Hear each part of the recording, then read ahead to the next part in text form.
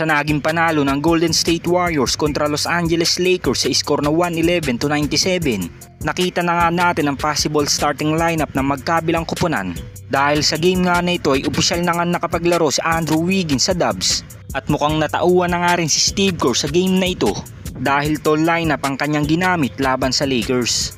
Well, sa naging offensive plan ng Dubs sa game na ito, mas lalong pinabilis nga nila ang kanilang facing sa first quarter. At halos lahat nga ng nasa starting five bukod kay Andrew Wiggins ay maganda nga nagiging ambag sa two-time MVP na si Stephen Curry. Dahil sa unang quarter pa nga lang ay nakapagtala na kagad si Jonathan Kuminga ng 8 points at 5 points naman kay Buddy Hield. At medyo maalad pa nga dito ang shooting ng Golden State Warriors dahil sa 8 attempts nila sa 3-point area sa first quarter. 3 pa nga lang ang kanilang naipapasok at samahan mo pa nga yan ang kanilang 4 na turnovers. At sa naging run naman ng Warriors sa second quarter, nahawa na nga ang iba sa init ng performance ni Kuminga at Buddy Hield dahil nagpaulan na nga ng tres si Moses Moody at two-time MVP na si Stephen Curry.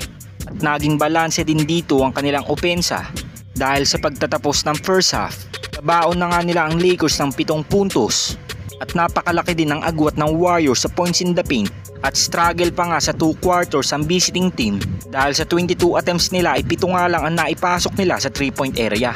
Sa second half ay patuloy pa rin ang magandang execution ng Golden State Warriors at mas lalong pinalobo na nga din nila ang kanilang kalamangan. Kaya naman mga bench player na lamang na magkabilang kupunan ang nagpatuloy ng game na ito. Well, sa naging panalo ng Warriors laban sa Lakers ay pinangunahan nga yan ng 21 points, 5 rebounds at 2 assists ni Moses Moody.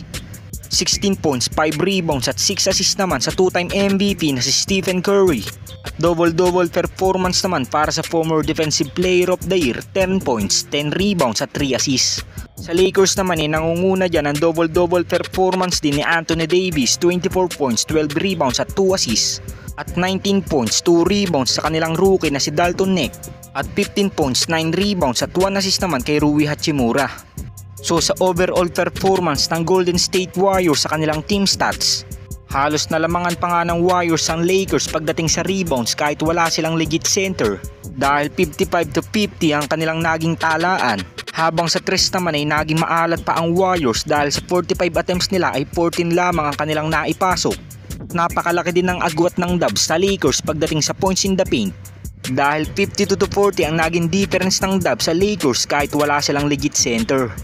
So ang susunod na pagkikita ng Warriors at Lakers ay gaganapin nga yan ngayong Sabado, October 19 at magsisimula ang kanilang game ng alas 10:30 ng umaga at sa home court na nga ito ng Golden State Warriors.